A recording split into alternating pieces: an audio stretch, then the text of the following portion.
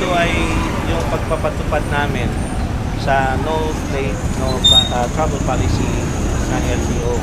Ang ano po yung cost nito, nagkaroon po ng understanding yung LTO at saka yung Quezon City government na dahil nga sa nangyari na kakulangan ng mga plaka, magbigay sila sa amin ng listahan ng mga legitimate bicycle operators of Quezon City.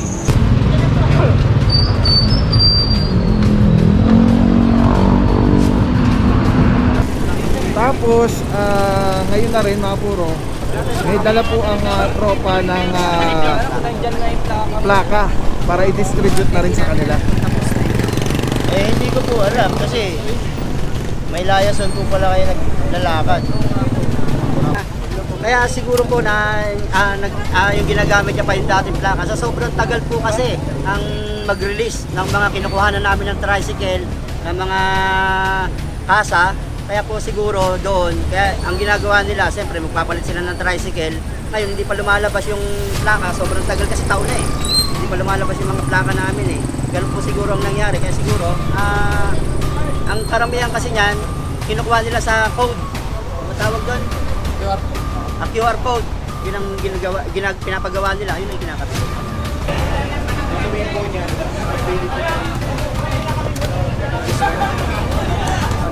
Bigla kami eh. Kasi talagang maraming nahuli sa amin. Pero sa totoo lang, ang sa patoda namin, libre po lahat yan. LTO, TRU, libre po yan. Refundable po yung LTO namin, pati license, refundable po lahat yan. Nagugulat ako bakit ganito kadami nahuli sa amin. Kung refundable, ibig sabihin, sagot ng TODA yung rehistro nila. Opo. Hindi nila kailangan gumastos para.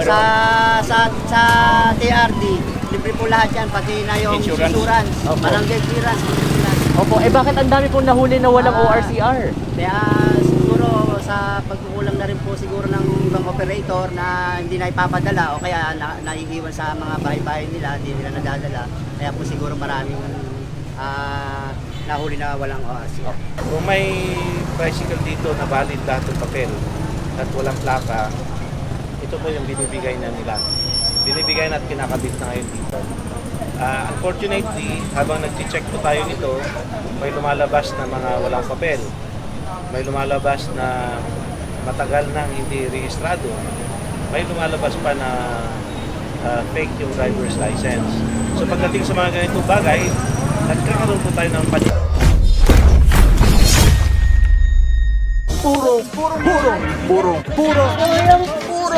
Purong pagmamahal. Habang buhay ka, pwede ka, kahit umalis ka, habang buhay ka, pwede ka pagyan. Pero ilan po ang active? Yung siguro active namin sa mga sa 3,000 yan meron. Madami din. Marami. Kasi yung isang motor, dalawa kadalasan ng driver, ay 1 sa 1.5 kami. 1.5. Okay. Okay.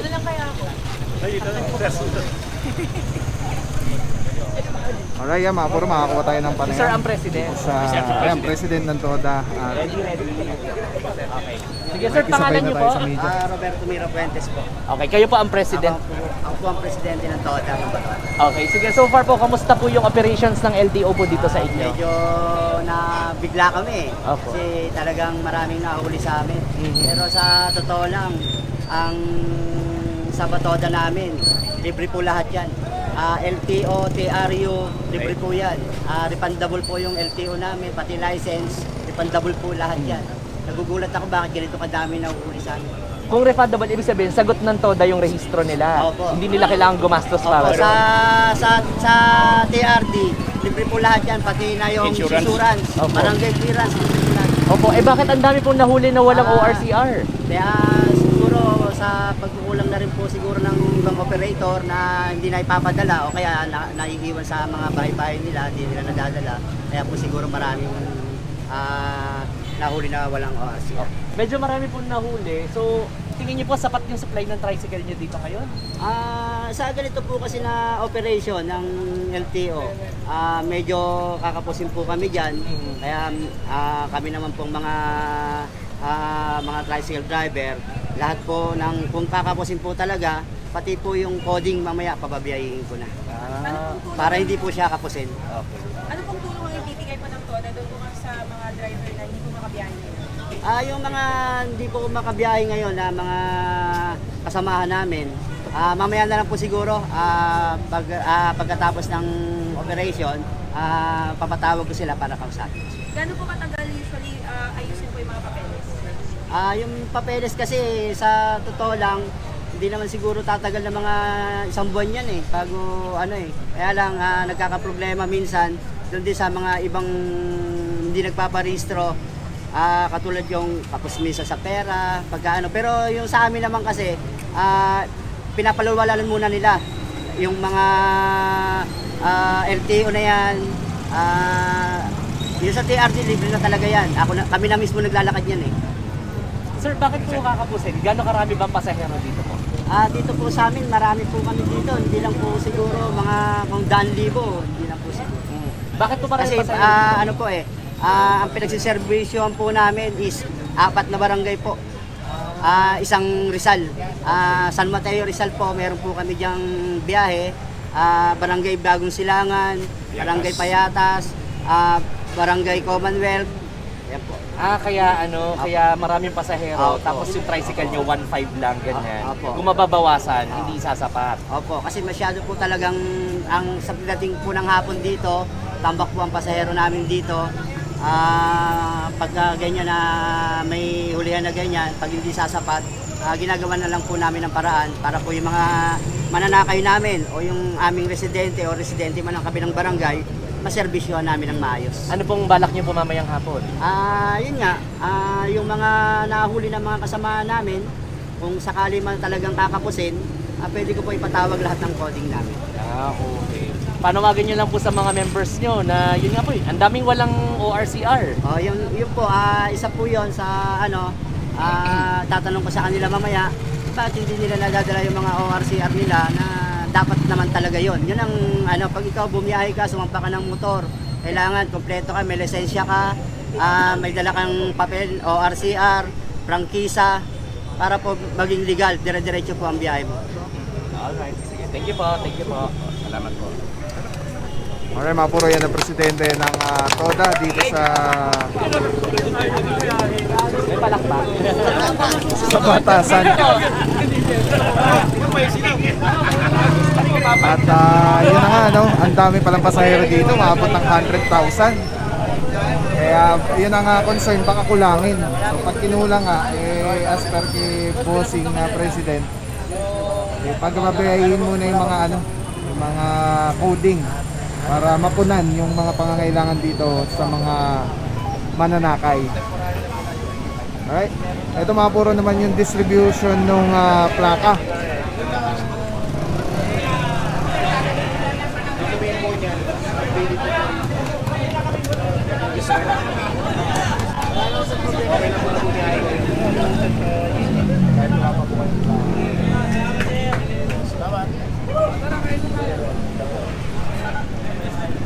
Yung plaka ko pre, wala pa For update ma'am, Bisaya sa Road 1 to 0. All channel, right to moderator rin tayo. Yung plaka niya talaga. Kaya ang pinagamit ay yung lumang plaka. Ay! Okay lang po. Ano ko po? Wait lang. Pa-microphone po. Assist kuya. Kuya, where are you? Ayun. Pabilisan lang po. Ganito po yun. Kaya siguro po na yung ginagamit niya pa yung dating plaka. Sa sobrang tagal po kasi ang mag-release ng mga kinukuhanan namin ng tricycle, ng mga kasa. Kaya po siguro doon, kaya ang ginagawa nila, siyempre magpapalit sila ng tricycle. Ngayon hindi pa lumalabas yung plaka, sobrang tagal kasi taon na Hindi pa lumalabas yung mga plaka namin Ganun po siguro ang nangyari. Kaya siguro, ang karamihan kasi niyan, kinukuha nila sa code. Ano tawag doon? QR code. QR code. Yun ang pinapagawa nila, yun ang kinakabit nila. Ano po yung nakikita niyong solusyon para po hindi na po maunito? Ang solusyon, ang pinaka-solusyon po talagang maganda diyan, ilabas ng kasa lahat ng mga plaka na kinuha sa kanila ng tricycle, mga single motor, dapat yung plaka 1 week may labas na nila. 1 week. O kaya 1 month. Sige po, maraming salamat po. Okay sir. po. Thank you po.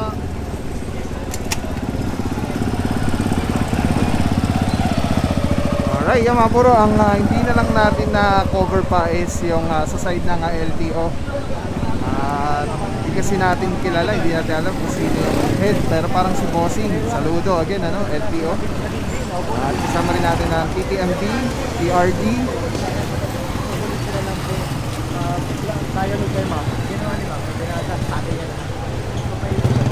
Again, ang head natin si Sir Benjamin Ibon III, Boss Ibon, ng chief ng TRD, tapos head ng operation si Officer Pites, Boss Apa Kahusay, siyempre LTO, tapos sana makakover tayo nung kinakabit yung plaka. Ito magpapano ulit para makisabay tayo ng interview.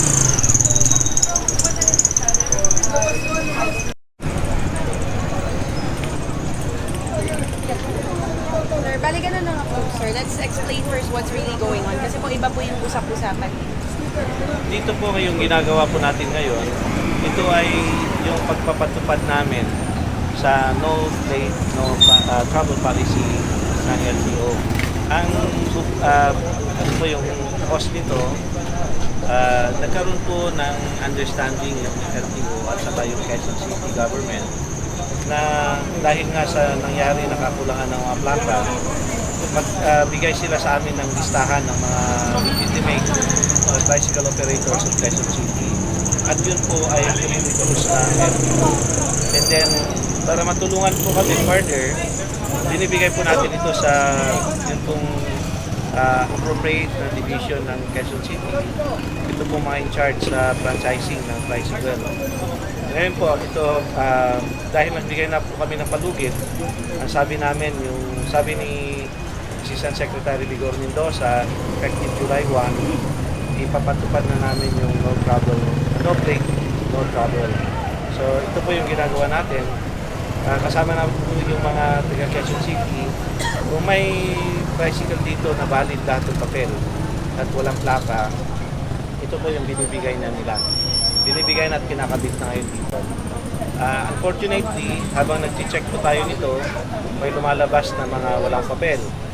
May lumalabas na matagal nang hindi rehistrado. May lumalabas pa na fake yung driver's license.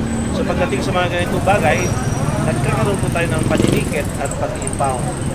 Pero yun ang pakiusap natin sa mga kaibigan natin, kababayan natin na namamasada, na sana check upin na nila yung mga papel nila, kunin na yung mga plate numbers para hindi sila maabala kung ganito. Ang procedure po natin dito kasi pagka-kompleto, binibigyan lang natin sila ng parang stamp na validated. Then, okay na sila kahit na ilang balik na sila dito, hindi na natin i-check ulit. So, para mabilis po yun. Sir, clarification ko lang po. Bali yung mga plaka po na hindi pa na ibibigay, nandito na po siya. Kala po ng Quezon City, yung ano natin, yung mga plaka. So, parang ang tasking po namin dito, sa LTO po yung lisensya, sa registration. Ang franchise po sa Quezon City. Pero may ibibigay na po yung plaka. May bibigay nila kung nandyan po yung... May mga bagong units, bagong process. Wala pa talaga plaka yun. So, napag-usapan naman namin na for registration pa lang yun. Change of class kasi yun.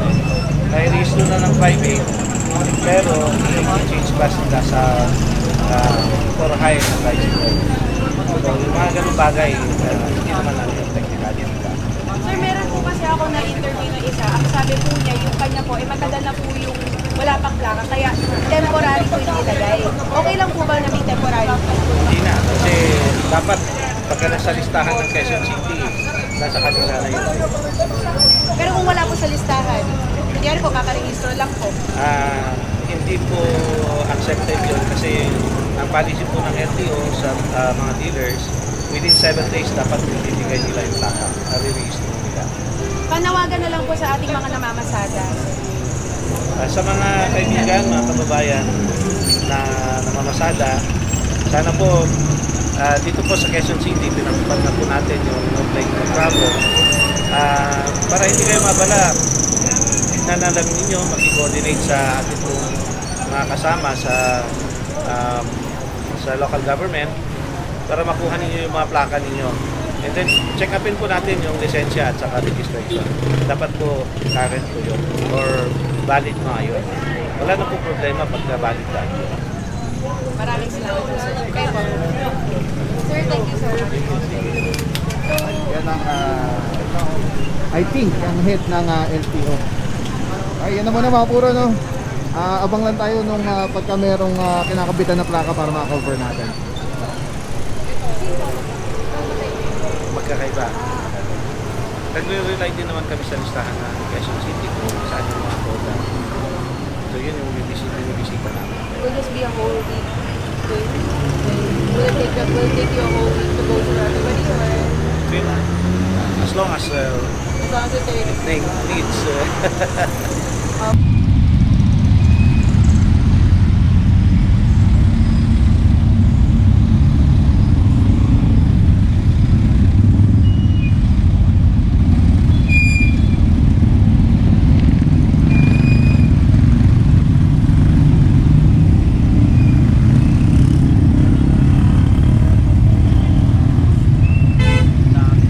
Dami, boss.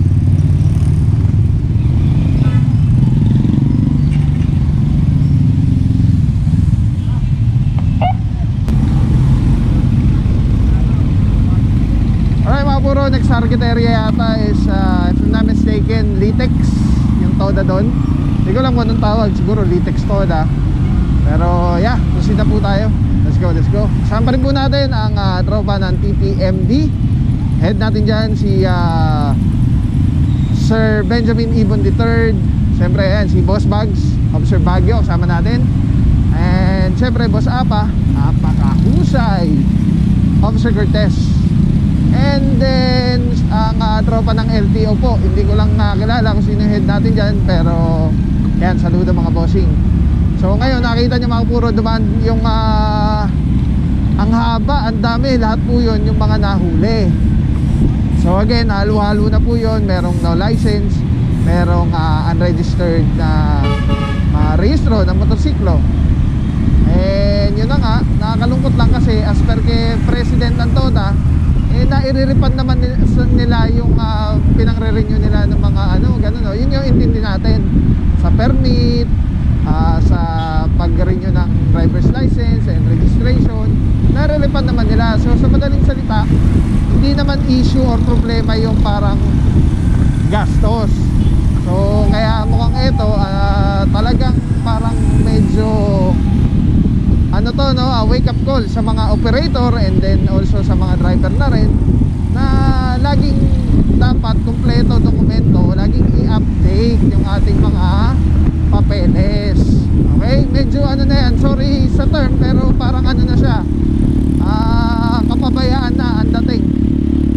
Dahil naibigay na lahat pero hindi pa rin nagawa.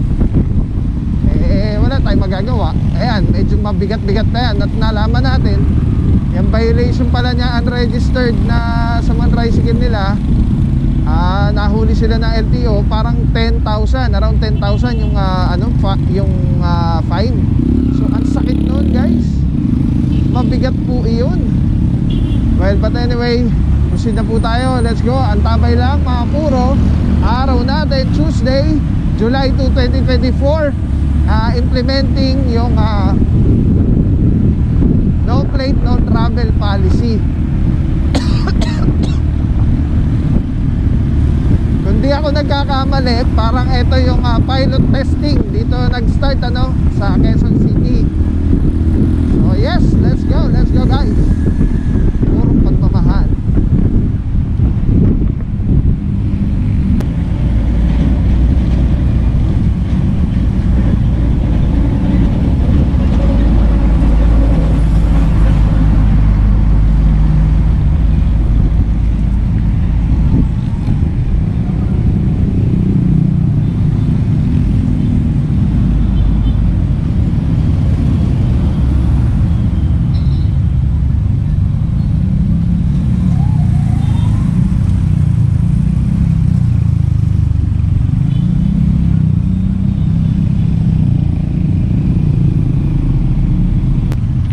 puro, ayan, deploy na po. Nag-start na dito yung tropa ng mga ng LTO. Ayan, namamara na po, nagbe-verify ng dokumento ng mga tricycle. So ikot tayo dahil nandito yung pinaka ano nila, ang tawag dito, terminal.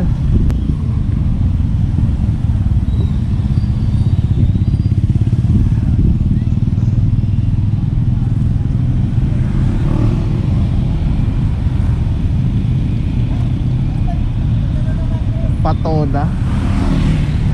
Hindi alam ko anong ibig sabihin ng patoda. Pero ito na po, nag-check na ng mga tricycle ang tropa ng LTO.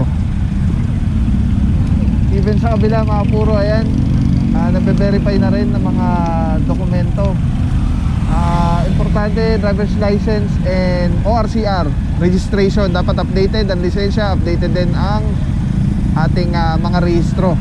Ayan, LTO, good morning po mga bossing, saludo mga boss. Dito tayo banda. Hindi na natin alam kung ano yung inaantay. Ayun na, bumbanan sa Ibon. Tara, cover tayo. Saan tayo park?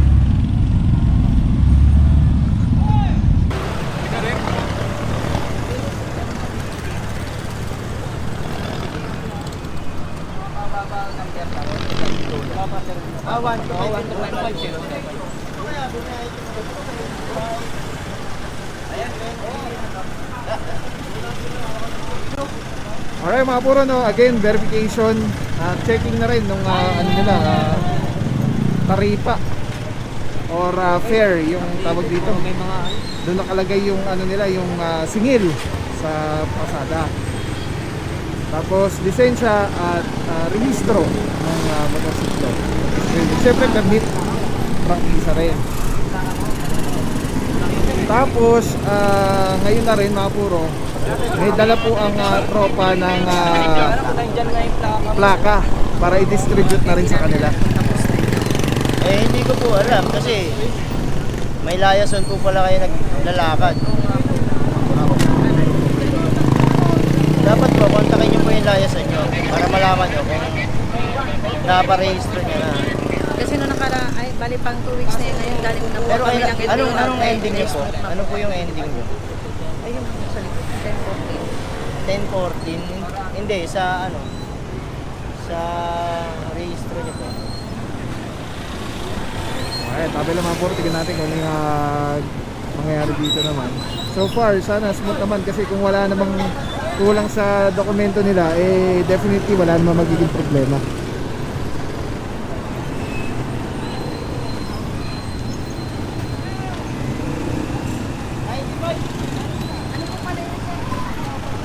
Change motor? Ako ba nag-inspection yun? Opo. Change motor. Pa-follow up niyo po sa layason. Ando po si Boss Genty sa ano? Kaya nga po eh. Oo.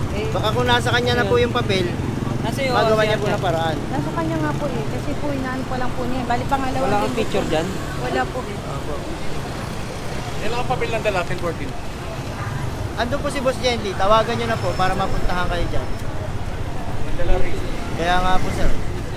Under processing pa daw po pero wala naman tayong katunayan. Alright mga puro, meron pala tayo na para dito, mukhang ito yata, ano, hindi ako sure, walang rehistro yung motorsiklo. So yan yung mga bagay na ina-inspect natin ngayong araw dahil nga ngayon actually kahapon nag-start na yung no plate, no travel policy. And I think this is just ano, kung di ako nagkakamali, pilot testing dito sa Quezon City.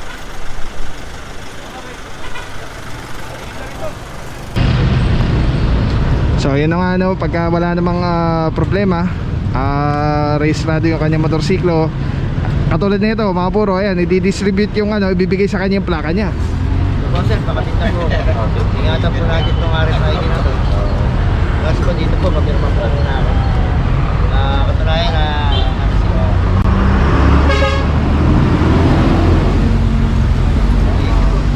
sige po, pakapit na po. At meron naman sa listahan din ng ano, no, ng nandun din naman sa record natin sa list kung sino yung mga may plaka na dito na hindi pa lang nakukuha yung mga plaka nila. Ayan na, ikakabit na on the spot mga puro yung plaka ni Bossing.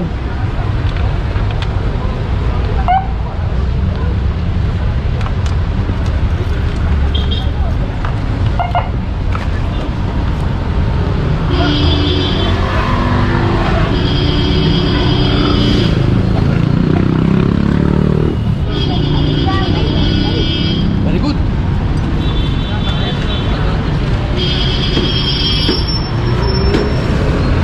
Ay mga puro, again no, kasama natin ang tropa ng TTMD, TRD yan. Kasama natin ang head natin dyan, ang chief natin si Officer Benjamin Ibon III, si Boss Ben. Tapos team leader natin dyan, kasama si Officer De La Cruz. Tapos TTMD enforcement naman, kasama natin yung mga head natin sa enforcement, si Officer Cortez and Officer Baguio. Siyempre bibig shoutout sa head natin mismo ng kabuuang TTMD na napakasipag, ang Mr. T kasipag galing, si Sir Dexter Cardenas. Saludo bossing, God bless po.